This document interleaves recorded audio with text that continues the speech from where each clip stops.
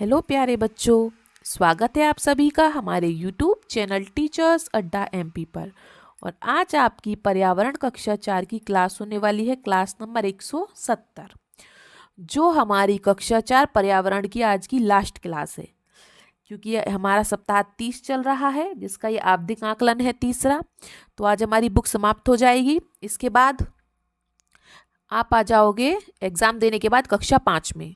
तो यहाँ पर बेटा आपको कक्षा 5 की भी सारी बुक्स, जैसे पर्यावरण है, हिंदी है, इंग्लिश है, गणित है, सबकी अंकुर, ये जो आपकी अभ्यास पुस्तिका है, ठीक है, उसको भी हम भरवाएंगे।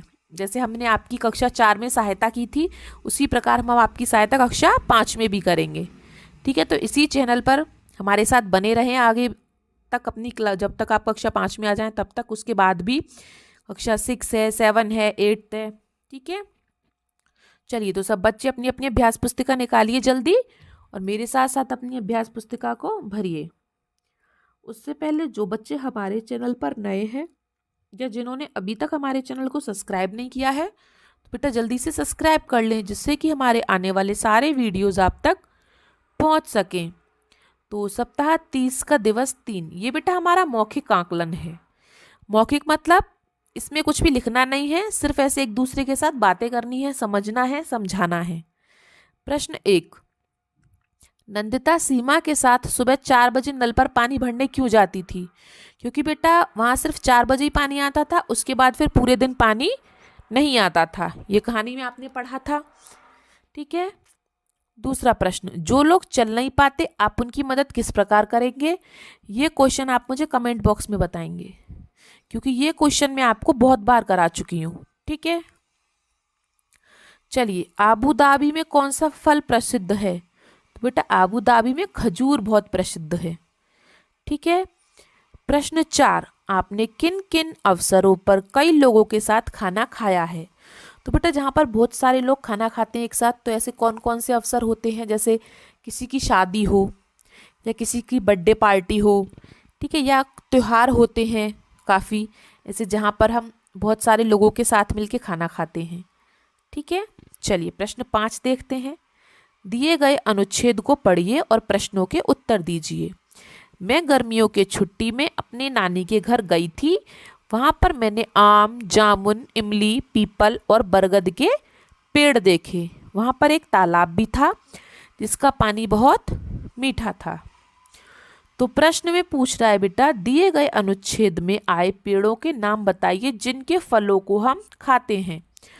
तो बेटा आम का पेड़, आम खाते हैं हम। ये जामुन का पेड़, जामुन खाते हैं हम।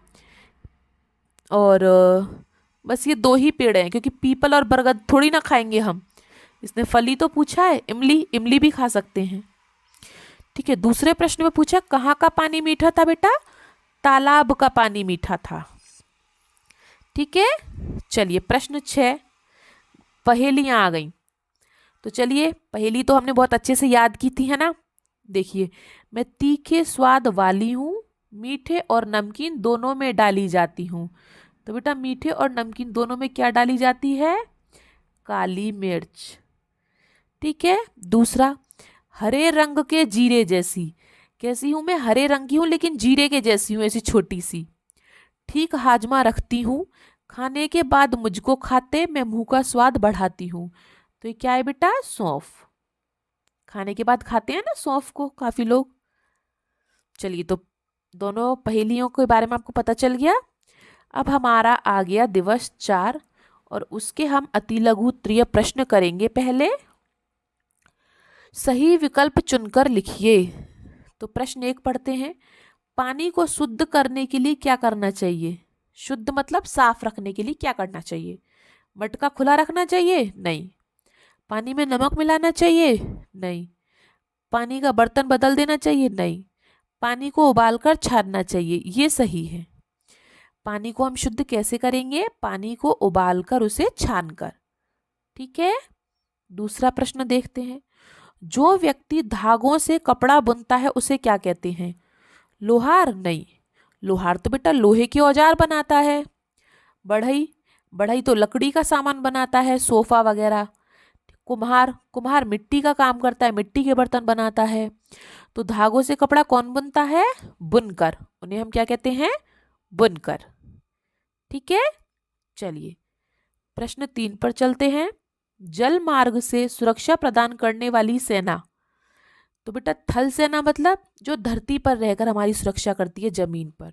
वायु सेना जो आसमान में रहती है। वानर सेना ये तो बंदरों की सेना हो गई, ये तो कोई मतलब ही नहीं है। नौसेना, नौसेना को बेटा हम क्या कहते हैं? जल सेना भी कहते हैं, है ना, जो जल में रहकर हमारी मदद करती है। तो तीसरे प्रश्न का आंसर क्या है? नौसेना। प्रश्न 4 पर चलते हैं। जब ट्रेन तेज गति से चलती है तो बाहर की चीजें किस दिशा में जाती हुई दिखाई देती हैं बेटा? पीछे की तरफ। ठीक है। प्रश्न 5, अम्मा ने फर्श की लिपाई करने के लिए मिट्टी में गोबर क्यों मिलाया था? जिससे मिट्टी में कीड़ा ना लगे। मिट्टी में गोबर बेटा क्यों मिलाते हैं?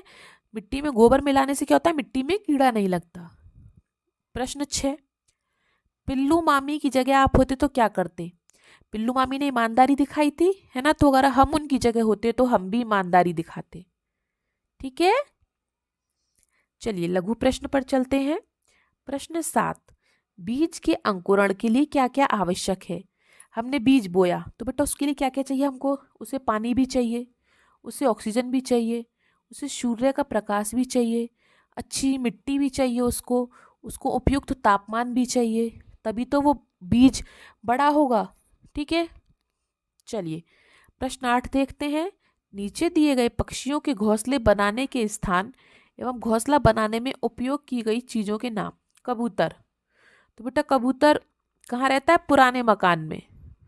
तो वो घोंसले के लिए क्या चीजें बनाता है? कुछ नहीं, घास वगैरह ले लेता है बस। वो तो कबूतर ज्यादा रखता नहीं है, वो खंडरों में रहता है। दूसरा गौरैया, तो बेटा गौरैया कहाँ रहती है? ये ऊपर नीचे हो गया मुझसे, तो गौरैया के लिए आप ये लिखेंगे। ठीक है, घर की दीवार में या आले में गौरैया वहां अपना घर बनाती है। किससे बनाती है? घास, रुई, कपड़े के चिथड़े से। कोआ, कोआ कहाँ पर अपना घर बनाता है? पेड़ की ऊंची डाल पर। किस किस से? लोहे के तार हैं, लकड़ी की शाखाएं हैं, उन सब से अपना घोंसला बनाता है। ठीक है, चलिए तो अब चलते हैं दीर्घ प्रश्न। हमारे 2 प्रश्न और रह गए हैं, उनको और कर लेते हैं। प्रश्न नंबर 9 देखिए। पेड़ पौधों की सुरक्षा क्यों जरूरी है? पेड़ों को बचाने के लिए क्या क्या उपाय किए जा सकते हैं? तो बेटा पेड़ पौधे क्यों जरूरी हैं? क्योंकि पेड़ पौधों से देखो हमें फल, फूल, अनाज, छाया, ठीक है, धूप से बचाती है, हमें ऑक्सीजन मिलता है। तो अगर पेड़ पौधे नहीं होंगे तो एक तरीके से हम जीवित नहीं हैं। ठीक है, पेड़ पौधों से हमें ऑक्सीजन मिलता है। पेड़ों को बचाने के लिए हमें क्या क्या उपयोग करना चाहिए? तो पेड़ों को बेटा कटने से रोकना चाहिए और नए नए वृक्ष लगाने चाहिए। ठीक है, चलिए लास्ट क्वेश्चन देखते हैं आज का। प्रश्न नंबर 10, आपके घर पर धूमधाम से मनाने वाले किसी एक त्योहार की तैयारियां एवं त्योहार मनाने के तरीके को लिखिए। तो त्योहार जैसे कि दीपावली, तो बेटा दीपावली पर हम क्या क्या करते हैं? हम अपने घरों में नए नए पकवान बनाते हैं, घरों को लाइटों से सजाते हैं, एक दूसरे के गले मिलते हैं, पटाखे चलाते हैं, है ना। तो दीपावली सबसे अच्छा त्योहार होता है। चलिए तो सबकी कंप्लीट हो गए सारे क्वेश्चंस। आपकी ये पूरी बुक कंप्लीट हो गई है। मैंने इस बुक में आपको सारे सप्ताह कराए हैं।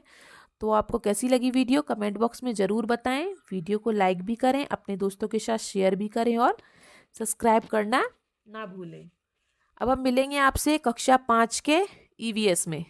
ठीक है, तब तक के लिए आपका दिन शुभ हो। Have a nice day and thank you.